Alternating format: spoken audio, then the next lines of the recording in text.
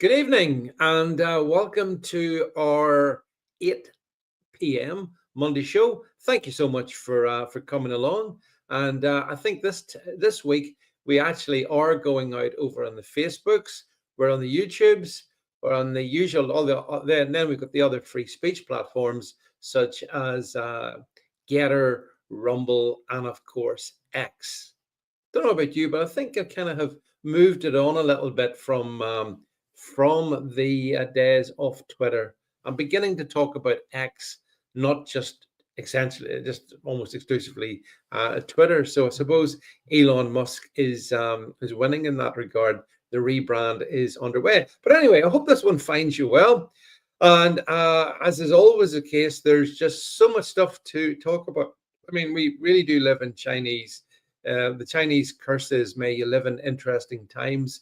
And I think we can all agree that, yeah, we live in interesting times. So just to say, I thank you again to those who come in on the YouTubes and the rest of the platforms. And if you leave a comment, hopefully I'll see it. If you don't, then I won't. So that would be nice and simple. So let's start off, shall we? Let's take it nice and cultural to start with. And I was delighted to see that. Hi, Martin. Hi, good to see you, Martin. I was delighted to see that HBO are trying to outdo our friends at Disney because they're going to apparently do their version of Harry Potter, and here is their version of Snape coming up. Yeah, that is the actor who's been cast as Snape in HBO's new Harry Potter series. So I mean, like, I just think they're gaslighting us at this point. I just can't wait for we'll have to make sure when they do a remix of Nelson Mandela, we cast Ralph Fiennes is Nelson Mandela. But yeah, I laughed at that there. Also to say, by the way, I should say this to everybody. I want to wish all my Christian followers, happy Easter week. Big week in the Christian calendar. Obviously, yesterday was Palm Sunday, and obviously that leads up during the rest of this week. We have Good Friday, and then we have Easter Sunday, which of course is the resurrection and all of that. So it's hugely important. And you might have thought that our Prime Minister might have had something to say, but no. Sir Keir the Good has been too busy wishing people happy Ramadan.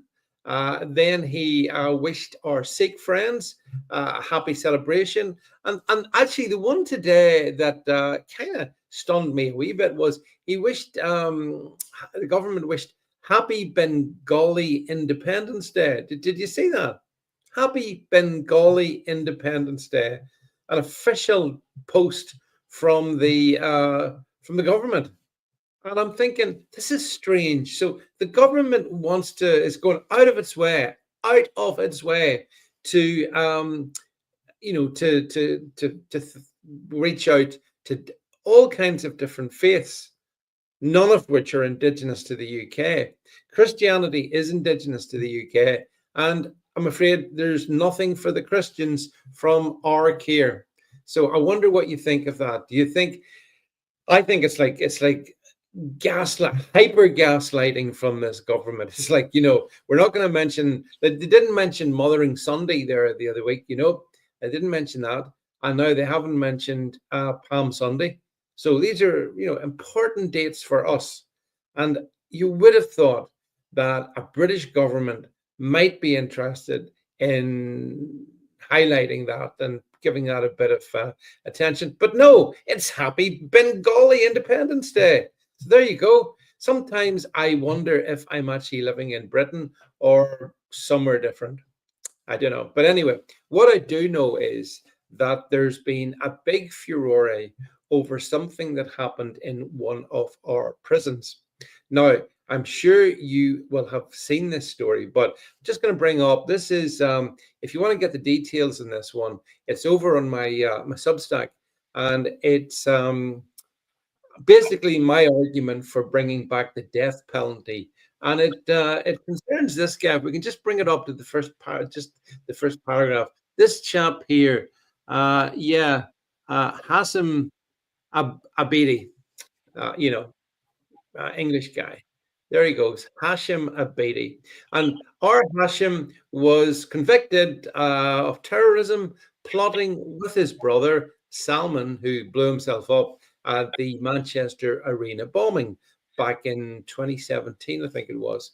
Well, Salman can no longer be with us owing to the fact that he blew himself to pieces, but Hashim can. And Hashim actually is in Her Majesty's Prison, Franklin, which is a very high security facility, by the way, up in County Durham. But this is the bit that you'll have seen in the press. So, according to the Prison Officers Association, he threw scalding cooking oil over three officers, causing them very nasty, severe burns and scalds. And then he stabbed some of them with makeshift weapons, including two 8-inch blades. The result of that is one of the officers has life-threatening injuries, and these prison officers are in serious pain, and their lives have been changed. And so the argument on this one goes, oh, he was a terrorist. How could he ever have possibly? How could he have been given access to the kitchen? Because he basically weaponized what was in the kitchen, right? That's what they're saying. But I've got a different take on this one. I mean, yeah, they're saying that it was a bloodbath of an incident. And actually, this guy, by the way, Abedi, whenever he was convicted, initially he went to a different prison where he attacked one of the guards. But look at him. He looks surreal, sort of guy you can really trust. He attacked one of the prison guards in the first prison he went to. Then he was sent to the second prison, and he's attacked three of the guards. Hello, is anybody getting a message here? And of course, the argument is they're saying, I saw Robert Jenrick, for example, come out today, the Conservative opposition justice minister. And he came out and he said, yeah, this is lots of questions have to be asked, such as how was he given access to the kitchens? Because you can weaponize stuff in kitchens if you're that way inclined. So how could he? Hi, Chris Davies. Good to see you, my friend. And good to see you, Salty Republican Rocker there. I see you guys. He shouldn't have been given access to the kitchen, obviously, right? And I seen Jenrick saying he should be put in a solitary confinement. Oh, you mean the way Tommy Robinson's been put in solitary confinement? That gig, he should be that. That's the only way we can keep people in prisons safe from Abedi. But I disagree. No. What needs to happen, in my opinion, and it's in that article over on my Substack, if you want to check it out, is we need to have the death penalty for people like Abedi.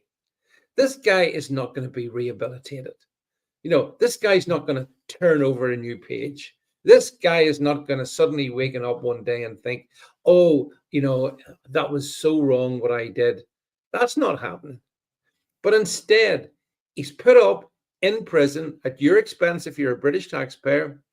He's provided with free food, free accommodation. I dare say if he wants free exercise, he can get that. He doesn't have to join a gym. And I think it's a staggering waste of money. So I would favor execution for people like this. It would have the benefit of sending a signal, obviously. It would also remove the ongoing cost of this guy. Plus, as long as he's alive, and even in a prison, as he's demonstrated, he's quite capable of attacking and causing prison officers, great damage. It's no fun having, I presume, hot oil thrown over your face. That's horrible. And that appears to be what he allegedly did. So I think that yes, Chris Davies says, what about the noose? Well, Chris, I'm not that bothered about the means of execution, but I think we should have lawful execution for convicted terrorists. That's what I think. And but I know what the counter argument is. Some people have argued back to me saying, and I've got sympathy with this side as well. They will say, now hang on a second, if you give the state the power to kill people that it doesn't like, well, you need to think that one really through. And I get it. I understand that. So, the sort of people that the state might want to see on the end of a noose mightn't be the sort of people that you and I want to see at the end of a noose. And if you take this awful government, which we're going to get onto in a minute or two, if you take this Labour government into sort of consideration, I mean, Lord knows who they would be lining up for, the long walk to the noose. I mean, you just think of the people that were arrested after the Southport killings at the end of July last year. Some of them were put in jail, but I mean, if we had had the death penalty, do you think might have been, could that have been a possibility? See, the government won't give the right people the death penalty. They'll give the wrong people the death penalty. And I don't know how that, I mean, I'm not sure how this works in the States. And if my American friends watching this, you may be able to let me know. But here in the UK, the political class in the 1960s essentially argued against the continuation of the death penalty. It was too barbaric, and more enlightened times means that we just put people away to rot in prison for the rest of their life, because life means life. And then we discovered, well, actually, life doesn't mean life. No, we've done a U-turn in that as well. Life means, what is it, 7 years, 8 years, maybe 15 years, except in exceptional circumstances. Like someone, for example, convicted of not watching Adolescence. I mean, they should be preferably hanged for the heinous crime of not watching this Netflix drama, which some politicians seem to think is a documentary. But anyway, the thing about it is that the death penalty, to me, I can see the upside downside. But honestly, when I look at someone like this guy Abedi, I just think we would be better off as a country if he, as a planet, as a species, if he wasn't on this planet with us. And I mean, there's many other ones I could think of as well, not just him. And I think that if you won't, Northern Monkey says death row and solitary confinement.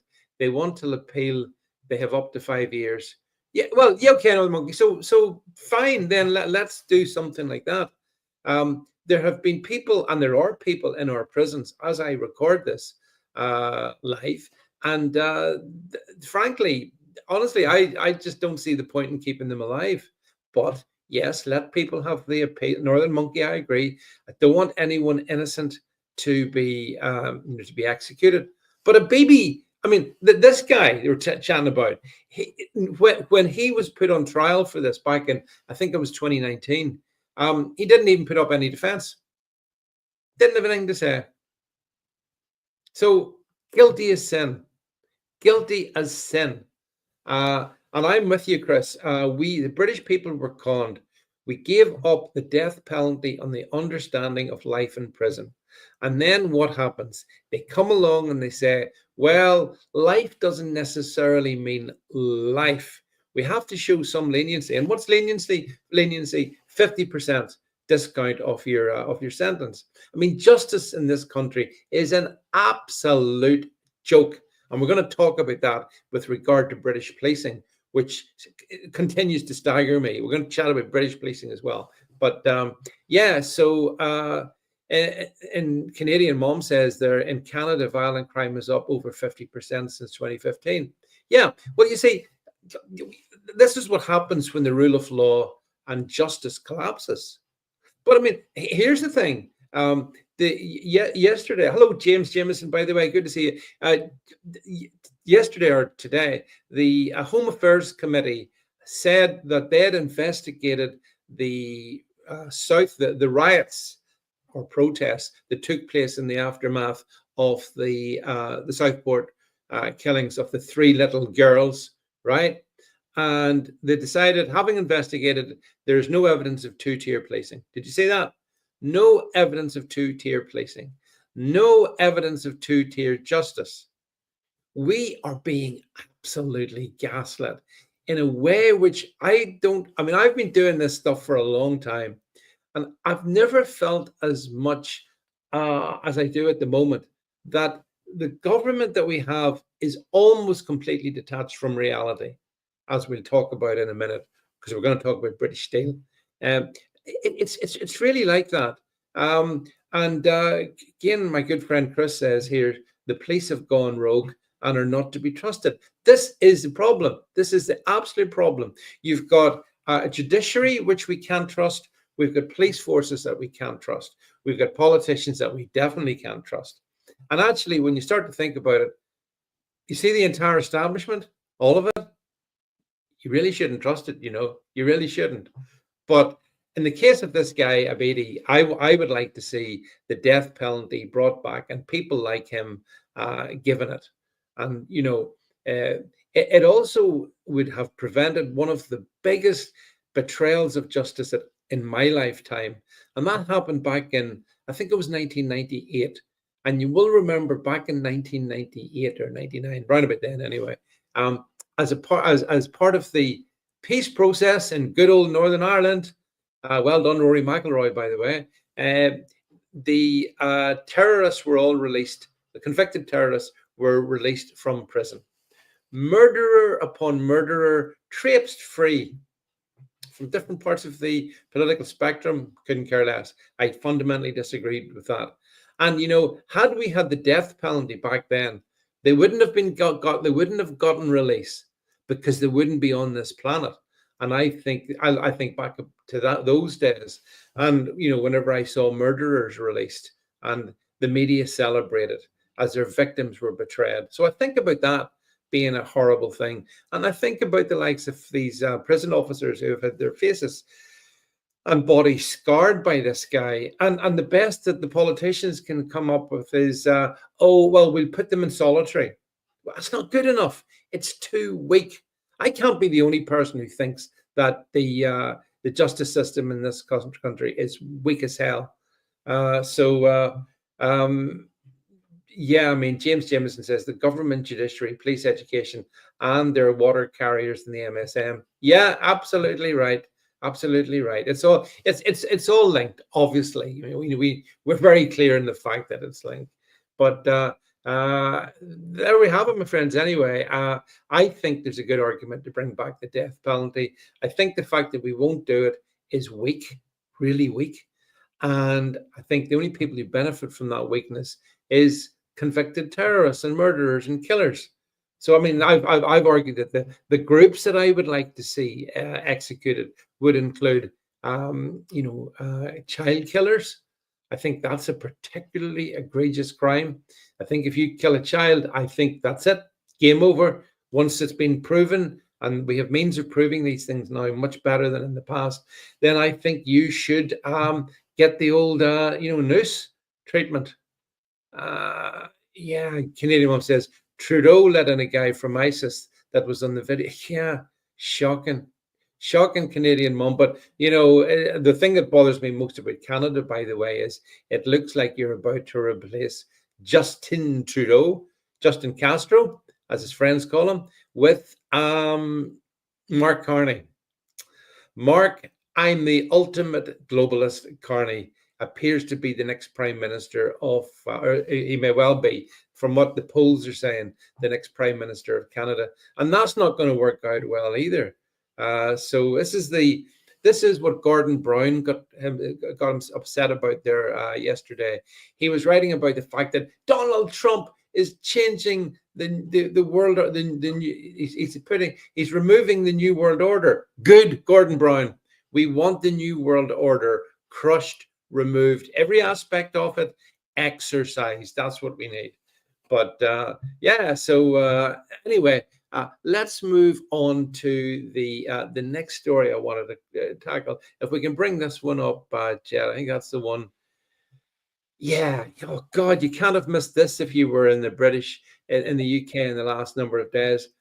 I wrote this again. So David Vance Substack is the place to go to get a lot of this stuff. Men of Rubber and Matters of Steel. And this relates to, of course, the big story.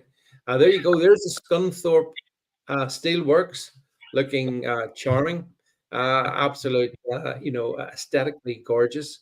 There they are, Scunthorpe Steelworks. And there's been so much nonsense talked about this. I mean, oh God, I've written stuff about it, but let me just talk to you about it.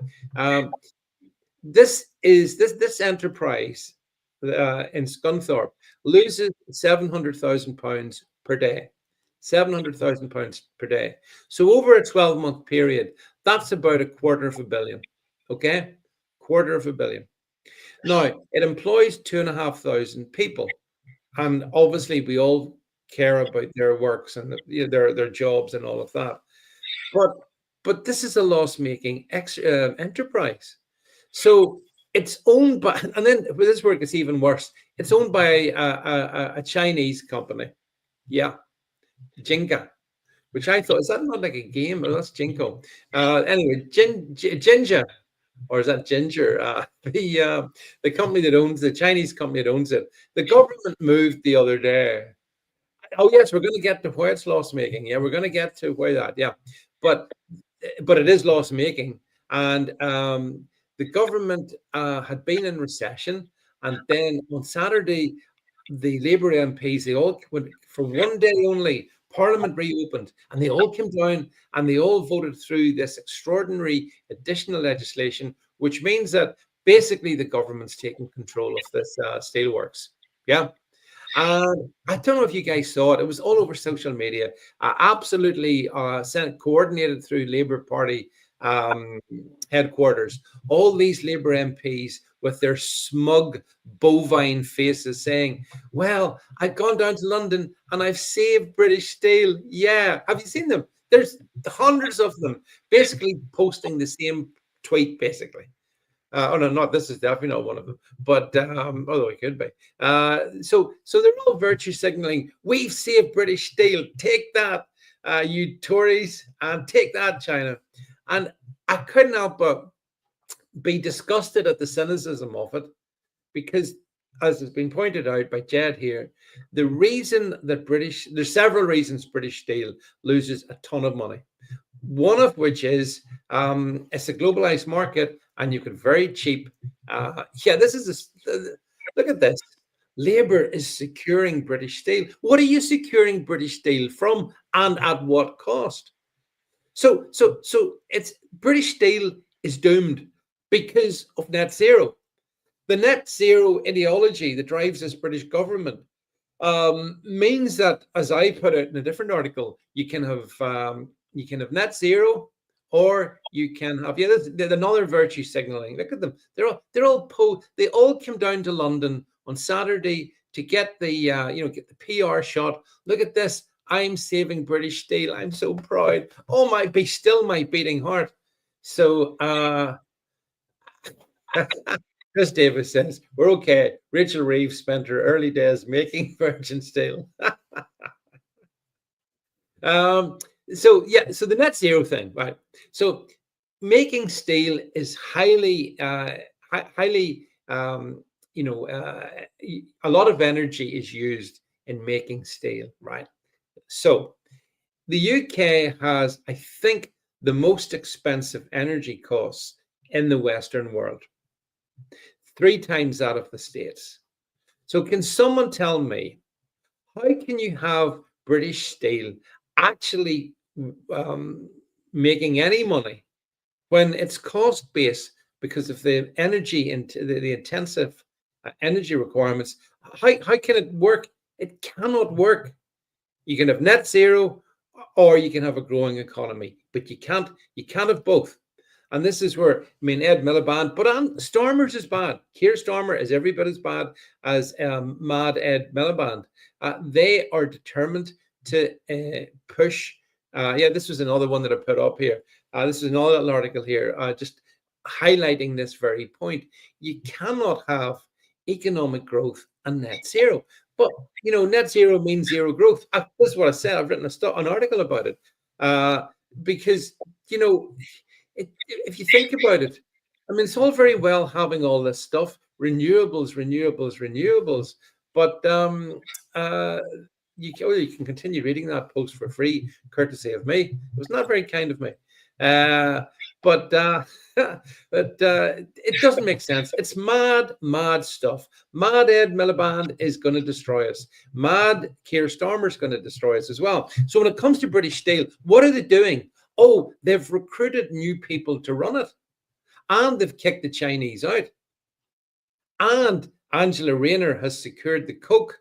Yes, you heard me right. Being very careful what I say.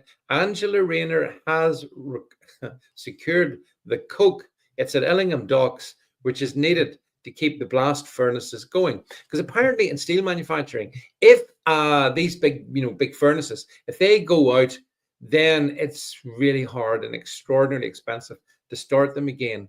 So it looks like what the Chinese company that owns this plant until Saturday were planning to do was just to run it down.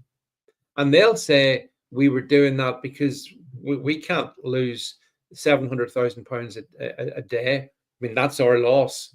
So you tell me, anyone watching this, would you run a business that was losing £250,000 in the year? I said £250 million in the year, because that's where British Steel is going. And as the energy costs in this country go up, those losses will go up as well. So, do I understand? Is British Steel strategic to the United Kingdom? Yes, it is. Of course, it's important. It's crucial, but it's been destroyed by net zero ideology. And then they talk about, oh, well, don't worry about that. We're going to bring in green steel. Well, if you're going to, well, even the term's nonsense, but, if you're going to make a different form of steel, using electricity as well, then I'm afraid the cost of doing that are huge. And Chris is right. My friend Chris Davies is right, saying we don't even currently have the coal to power the plant. So, but yet, that's true, Chris Davies. But James Jameson says there's a coal mine 35 miles away. Yes, but the UK government's closed down the coal mines. So it's insane. When you really, really think about this one, this is, I believe, it's net zero insanity. Grangemouth in Scotland is indeed exactly the same, destroyed by net zero fools. And not all countries in the world are going down this model. So if you compare this insanity here in the UK, we really cannot profitably make our own steel anymore. And consider that what's happening with Donald Trump across the pond. Drill, baby, drill. He wants to reopen the mines. He wants to drill the oil. He wants to make energy cheaper and cheaper and cheaper. But he's not in any regard in hock to renewable energy. It's the British government, particularly, which is totally committed itself to the most inefficient, expensive form of energy known to mankind. And in doing so, it dooms not just British Steel, it dooms all kinds of energy intensive businesses, because your cost base, based on the fact you have to use power, is just too expensive. And yet all these Labour MPs were slapping themselves on the back, and they were saying, we did it. Yeah, we got on the train and we travelled first class to London, and we are absolute heroes. Canadian Mum says, Carney and the net zero cult loves China that emits 40% of the emissions but kills our industry. Yes, exactly. But here's the other point about China. You see all these renewable solar panels. Who makes them? Who makes them? China. The wind turbines, where are they coming from? China. And then I read this nonsense as well. I've seen nonsense in the media today saying, well, it's time that Britain stood up to China, and we shouldn't allow China to invest in our critical infrastructure. Have you heard that nonsense? Listen, China is like cancer.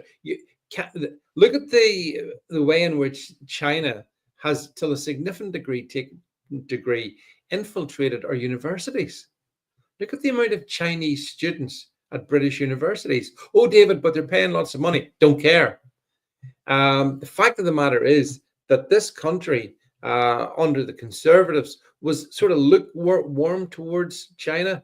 So the relationship was a little bit frosty. But under Labour, well, for some reason, I wonder what it is that Labour finds attractive about the Communist Chinese Party. I wonder what that could be. Anyone got a suggestion in that one?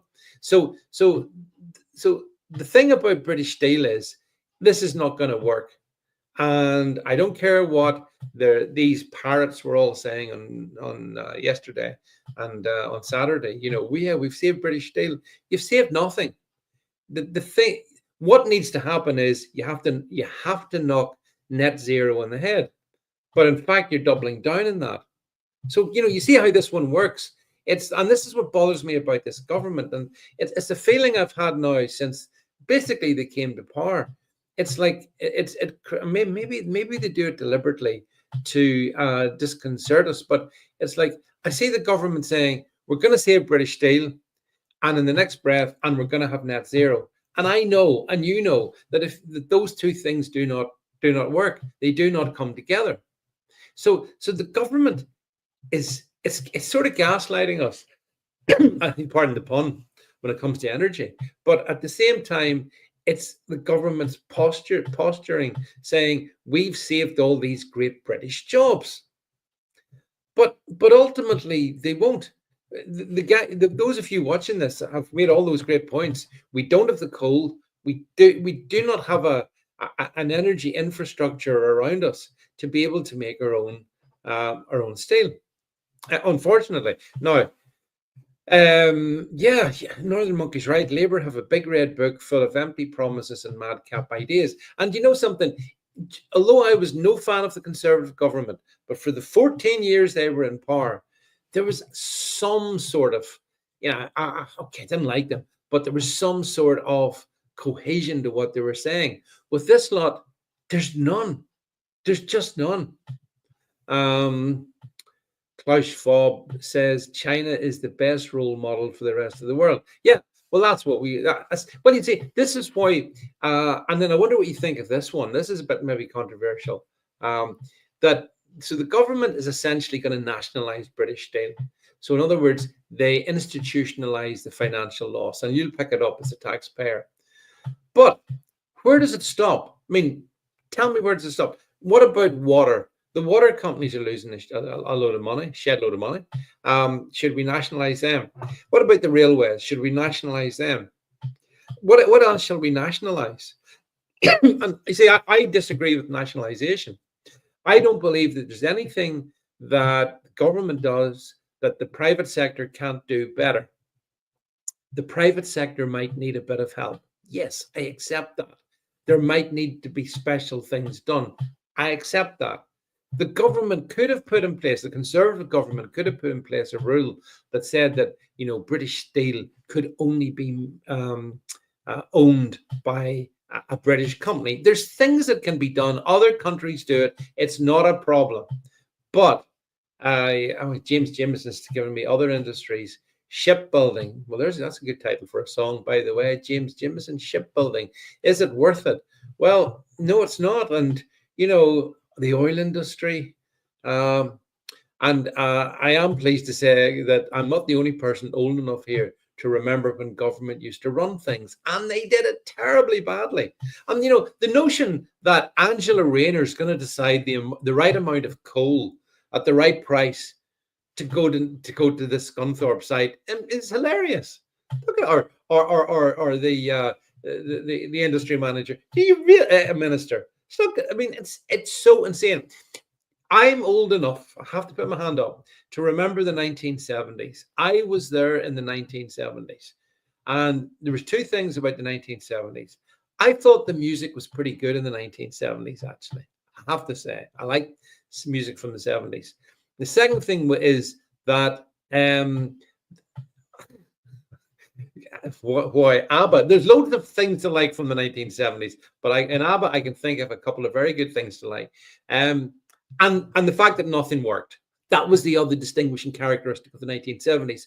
Whenever Margaret Thatcher came to power in that momentous year of 1979, she recognized that we were called the sick man of Europe. Owen Glendower says, let's not forget Port Talbot, where they said public ownership was sixth form. Oh, yeah. I mean, Port Talbot was absolutely sacrificed as well. Oh, yeah. And in actual fact, all of these people who are virtue signaling about Scunthorpe didn't have too much to say about Port Talbot now, did they? Yes, Chris Davis, I get the lines, a new winter coat. So I think that Thatcher understood that nationalization equals disaster. And that's what we're going to get now. We're going to get more and more nationalization. The lefties love it. The lefties absolutely love it. James Jameson is right. Great times for music, but the country was falling apart. We had a 3-day week. I remember it. Now, a 3-day week. We had blackouts. The dead would not, a bit like Birmingham at the moment, actually. There's piles of rubbish on our streets, and the dead went uncollected. This is all true. This is what led to the Thatcher Revolution in 1979. People got sick of it. People were sick to the back teeth of the Labour government, as they always do. And hopefully in 2029, we'll have a revolution and we'll get rid of the Labour government that we have hoisted upon us at the moment. But in the meantime, think of the damage that they're doing to the country. That's the bit that gets me. They're wrecking. We could talk about the car industry. I mean, that's being driven by net zero zealotry. By 2030, no more internal combustion engine for you bad boys. You're going to have to get yourself a nice cheeky EV, unless you wanted to drive a Bentley or an Aston Martin. Northern Monkey makes a very valid point. Unions equals disaster. Of course they do. And I did mention, back in the 70s, there was all these labor strikes, and the rubbish bins went uncollected. And have you seen, by the way, folks, the absolute state of Birmingham? Now, not Birmingham, Alabama, Birmingham in the middle of, although there's some similarities perhaps, Birmingham in England is just, the rubbish is about 10 feet deep in the streets. Have you seen the size of the rats? It's like the rats are on steroids in Birmingham, these massive rats running around. And the council bin men refused to. They held a ballot today. Angela Rayner was hopeful that it would go through and that the normal bin service would be restored. Here's this may not be entirely authentic image, but it makes a point. There you go, Birmingham City Football Club's victory tour. The apps, and actual fact, some of the images I've seen of Birmingham are worse than that. Actually, worse than that one there. So, and Birmingham, it's a Labour council. It's a Labour council. I mean, this is an interesting one. Just hold that for a second. So the Deputy Prime Minister, Angela Rayner, has called in the British Army to tackle the Birmingham bin crisis. Military personnel are going to help in and get this, an office-based capacity following a month-long strike. What the hell does that mean? We're going to employ the army in an office-based capacity. Come on. Look, here's the thing. Those bin men, they go back to work or you sack them all. That's what needs to happen. Chris Davies says, I'd keep the Bentley. It'll go up. Absolutely will go up in price. All ICE cars will go up in price, Chris, when people realize the insanity of this net zero government. But anyway, so Birmingham looks like Hiroshima after the bomb, or Nagasaki. And that's what the country will look like after 4 more years of Labour. So that's why I'm labouring the point about the British Steel. They're not helping. They are not helping. You know the meme that you see in social media? You know the dog, and the dog's sitting and it's smiling and it's saying, I'm helping. And in the background, all you see is flames going up. That's Britain. That's Britain right now. And it's going to get worse and worse and worse because, as I say, fundamentally, and this is the key point, net zero and economic growth, you cannot do it. It cannot be done. Donald Trump is absolutely right in this one. He understood it, but This ideological zealotry bunch of globalist misfits that we've got don't. Yes, James. Yes, Hiroshima didn't have the giant rats. I suppose that's one thing we could say. But it's all. I mean, uh, it's been years since I've been in Birmingham, and it's going to be years before I go back to Birmingham, I think.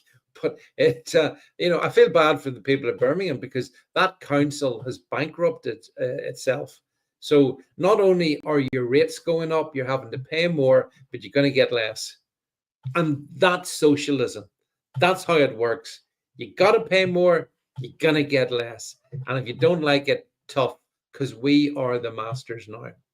So I thought that was, the whole British Steel thing was just a colossal embarrassment. And the thing is that, and what disappoints me is the fact that it's not just Labour in this regard, because Reform under Nigel Farage, they've also been. I saw my old mate, my best friend, Richard Tice. He was on saying, let's not equivocate any further. Let's just nationalize it now.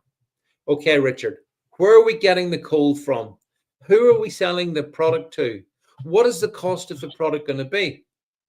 Um, yeah, that's good. That's a good post, actually.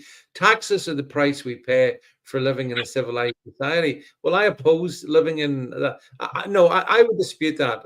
That, although, by the way, see, whenever, sorry, if we bring that one back up again, I noticed when that image did go up, I noticed, who was it? There was a couple of people saying, this is racist. Why is it racist? I think this is a genuine scene in Birmingham. The bin bags look pretty authentic. That's what it's like. It's horrible. And if you've looked at the inhabitants of Birmingham, they do look and dress like that. So that's not a racist image. It's just the reality. Um, Chris Davies asked me the question: the Labour Party is falling apart at the seam. Who will be the first big name to go? Well, that's a really good question, and I think potentially Ed Miliband might be, because it's going to get so bad, and Miliband is such a zealot, and Starmer wants to stay in power. So I wonder, could Miliband be shuffled somewhere? I would wonder about that. But I mean, to be honest, the Labour ministers are all so spectacularly useless. From Bridget Phillipson all the way through to Yvette Cooper. Oh, she's really going to defend her borders. She's going to really send back the illegals, isn't she? I mean, right across. And David Lammy. Hello, David Lammy. So that's why I say I find this a tough time in life, because I look at the government we have and it's universally awful. Whereas if I look across the water and I see Donald Trump's cabinet, I think that's pretty good. There's a couple of questions about a few of them. Pam Bondi would need to start actually delivering some stuff. I mean, the JFK files were released, and everyone went, "What?" And the Epstein files were sort of released, and we've got nothing. So I'm not overly impressed with Pam Bondi. Don't know what you guys think, but James Jameson asks, are burqas mandatory in Birmingham? Eventually, probably, yeah. So yeah. So I see that the U.S. administration is full of pretty good people by and large, and the UK, its government is a car crash. It's an absolute car crash. And this whole weekend, all this British Steel nonsense that they've been coming out with, which wasn't properly challenged by anyone else, we should be saying, no, we're not going back to the 1970s. We're not going to nationalize everything. We're going to take a strategic approach by all means, and that means getting rid of net zero. Chris Davies says to me, Pam Bondi, and Kash Patel have been very disappointing. I agree, but I wonder, is that because the areas they look after is the deepest of the deep swamp? Do you think that might be what it is? So they may be heading it up, but beneath them, it's just swamp. It's just swamp everywhere. I wonder about that, because they have been. I mean, you wouldn't actually really know that Kash Patel was now in charge of the CIA and all. And with Pam Bondi, as I say, everything she's releasing is a big. So that's kind of what I think about it. But we shall watch and see. So let's rattle on to the next one, the next story I wanted to bring up. So if we can bring up the next one, Jed. Well, yeah, British policing. Oh my goodness. So the stats of the matter. This West. I mean, I'm not making this up, by the way. This is a true story, right? So West Yorkshire Police have implemented a recruitment policy that temporarily halts applications from white British candidates, whilst allowing non-white underrepresented groups to apply for police constable roles. It's all about doing diversity. And if in the third paragraph it says, I thought this was interesting. The policy allows ethnic minority candidates to apply for 446 days over a 15-month period, whilst white British can apply for 99 days. So, I mean, have you ever seen any more discrimination than that? I think this is outrageous. All of those involved should be sacked, if not put in prison, because this is rancid discrimination. And then they're trying to get around it by saying, oh, it's not really discriminating. It's not really discriminating, but it is. And actually, a whistleblower within that force have said that ethnic applicants are prioritized with a tiered ranking system. So if you're Black or Far East Asian, you're designated a gold candidate. Southeast Asian candidates are silver candidates, and poor old white candidates, including those from Irish or indeed Eastern European background, well, they're relegated to bronze. And this may be illegal. I'm not sure that they're right in being able to get away with that. But what do you think about this, folks? I mean, the UK is an 85% white country, right? And so James Jimison says, what if you identify as a Jamaican? That might be what you have to do if you're going to get a job in West Yorkshire Police. And the reason that West Yorkshire Police are doing this is that they've done a study of their police officers. And what they've found is that the ethnicity of their police officers does not quite equal the ethnicity of West Yorkshire. Well, West Yorkshire's got places like Bradford in it. That's not gonna. I mean, Bradford is essentially twinned with, Lahore or Karachi. It's essentially Pakistan, mini Pakistan. So there's huge ethnic issues around places like that. Jed makes a very good point. Would you want to join West Yorkshire Police if they hate you for being white? And how? Also, yeah, that's a fair point. But also, what must it be like if you are a white officer working for West Yorkshire Police? How must that make you feel? Listen, I have respect for the police. I wouldn't want to do their job. I've got family who are in the police, right? And I mean, you wouldn't want to do it. They deal with the absolute dregs of society as a routine. And I'm not even sure it's that healthy for police. I really would have questions about that. But I don't envy them their job, So, and there's always an element of danger as well, right? So in West Yorkshire, these white police officers go out, say goodbye to their wives and their, whatever, significant others, and they mightn't come back. And now their employer, West Yorkshire Police, is saying, well, actually, we really don't want you. We much prefer ethnicities. No dogs, no white. How times have changed, says Chris Davies. My friend Ibra Steller says they want more Muslim officers to protect the gangs. Well, yeah, I mean that's another issue. But I just thought to myself, it's kind of outstanding that in a white country, the people that are being discriminated against are the white people. And in West Yorkshire, they seem to think that they value ethnic officers above white officers. So to the point being made by Jed, imagine giving going out each day, doing a tough job, knowing that your employers fundamentally resent you even being there because of the color of your skin. Now, I don't think anyone should be recruited on the basis of the color of their skin. I think everyone should be recruited on their ability to do the job.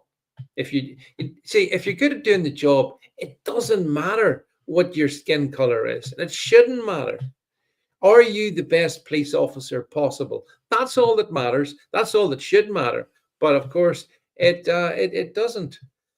Toronto is 50% foreign born, says Canadian Mom. We are now the visible minorities, but Trudeau said he would replace us. Yeah, it's like someone else said, yeah, James says as well. So the great replacement theory might be true. Ooh.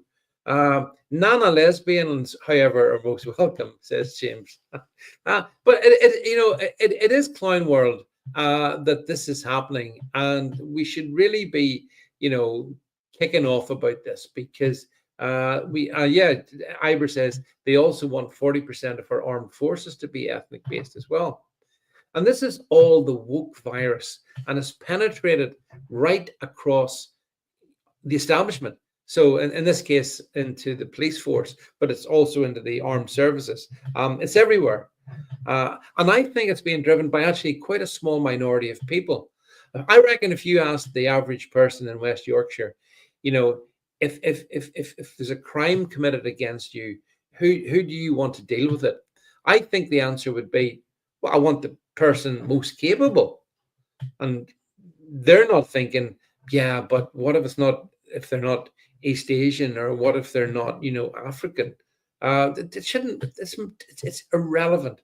One of the things I've concluded over the years is the biggest bunch of racists out there are the people in the anti-racism industry.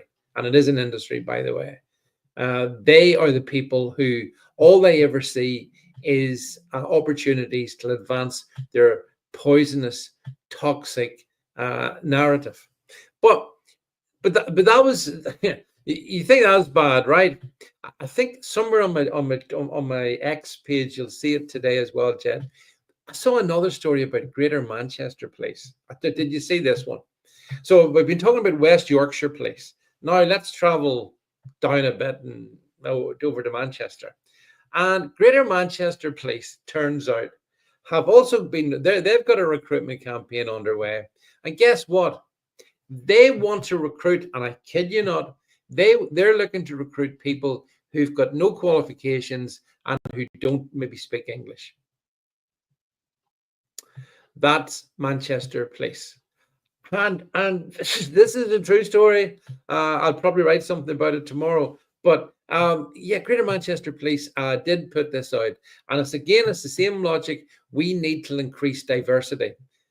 Well, hang on a second. You want to increase diversity, but you want to recruit people who have no qualifications, and who can't speak English or understand English. Right? What are they going to do in the job? How can they do the job? Well, you see, it might be that Greater Manchester Police have got an idea that these particular people I'm talking to you about may be policing certain areas, which I will leave you to work out for yourself. And that's the plan. So they want to recruit diverse new applicants to send them into diverse areas of Manchester. And by the way, if you've been in Greater Manchester, you see exactly the same problem that I was talking about with Bradford and other such places, that things have really been changing there. So Greater Manchester Police, they want to recruit you if you get no qualifications and you can't speak English or understand them. They want you. And West Yorkshire Police, as long as you're not white, they want you. Now, I'm saying that, and it's like I'm making it up, but I'm not. This is true. And this is why I believe that people have lost their confidence in British police. When Sir Robert Peel founded the Metropolitan Police way back, it was all done on the basis of consent. We gave our consent for the police to be able to patrol our streets and fight crime, because that's what it was about back then. In 2025, it's about, we're going to patrol the internet and we're going to track you down if you put any hurty words or memes out there that we don't like the look of. That's what it's become. And I ask you the question, is that what you want? Do you want a police force that a police service, because they don't even want to call themselves a police force? Uh, Jess Phillips, oh yeah, well she sold out the victims of the rape gangs, didn't she? No need for inquiry. No, no, no. Instead, here's 5 million for councils to splaff up against the wall in all kinds of bizarre schemes. You know, it is disturbing to see the fall of Britain essentially, and that's really what I've been talking about. You know, it's the fall of Britain in the form of policing, which is just deranged. It's the fall of Britain in the form of manufacturing via the net steel insanity. And you know, there's no easy way out of this one, I think. Clearly, I believe in it is tragic, James Jameson. It absolutely is tragic, but it's playing out in real time. You know, we've got a government that ignores Easter week, but is 100% down with Bengali week. We have politicians who posture that they're saving British steel, even as they transfer those massive losses to us, the taxpayer. You're going to pay for them, and and then we have police services who want to discriminate against white people and elevate those who don't speak English. Yeah, as their first language. Presumably, they can speak another language. I wonder what that might be. So, you know, this is the position we are in. And yeah, I shouldn't go actually finish here without mentioning, on a positive note, having said all the negative stuff. Did you see that my fellow Northern Irishman, Rory, the golfer Rory McIlroy, won the Masters last night? I sat up to 1 o'clock to watch it. And that's why I'm knackered today, because at my age, you can't sit up that late. But I did sit up to watch it. And what a finish it was. That if you watched it, it was pure theatre. It came down till the playoff between him and Justin Rose. And yeah, that was something positive. James Jameson talks about, yeah, yeah, some of the memes are good. The memes are mighty. Safeguarding children from Pakistani rape gangs. Safeguarding Pakistani rape gangs. So yeah, that was there's some good. But the thing about a good meme is there's an element of truth in it, and I'm sure you will all see the element of truth in that one that we've just put up on the screen. You know, the horrors of the government that we have not been fully manifest yet. But if you stick with me, and as we go through this together, I'll do what I can every day on my podcast channel, over on my Substack channel, here on the shows, of exposing them and calling it out for what it is. You know, we need, if ever there was a time when we have to speak freely. Oh yeah, here's just some of the things today. Take the trans out of our schools. I read an article about that. Is Hamas a terrorist group? I've asked the question. Donald Trump's stance on South Africa's G20 summit, he's not going, is the right one. The death penalty one we've talked about. Oh, there's one I could have done actually. Kissing cuddles and bad genetics. Did you know that there's parts of England where the amount of first cousins marrying each other exceeds 50%? And can you guess where they might be? Any suggestions where they might be? So there's loads of stuff over there actually, and hopefully some of it is interesting. I enjoy it. That was a good one. Does Britney Spears need an exorcism? Who says I don't give you diverse? West Yorkshire Police should be proud of me. I'm giving you so much diversity. It's not the sort of diversity they want, mind you, but it's the sort of diversity that I like. So yes, Chris, as I walk through this wicked world, I can hope that there will be peace, love, and understanding. But in the meantime, I think we've got a few battles ahead of ourselves. So, so look, folks, I hope you've all enjoyed this one tonight. Just trying to tackle, you know, topics that I think are highly relevant and interesting. I hope you agree. And we will be back on Thursday of this week. Our normal live podcast thing returns. I had a short break yesterday on Thursday because I wasn't around, but everything comes back then. And can I say a big aloha? Aloha, can you hear me? Can you hear me all the way over in Hawaii, Donny girl? Good to see you. And aloha to you too. I hope life is good over there. Thanks so much for your kind comments, folks. But that's it for tonight. Do check out the Substack. Do check out the podcast, and I'll see you real soon. But from me for tonight, it's a good night.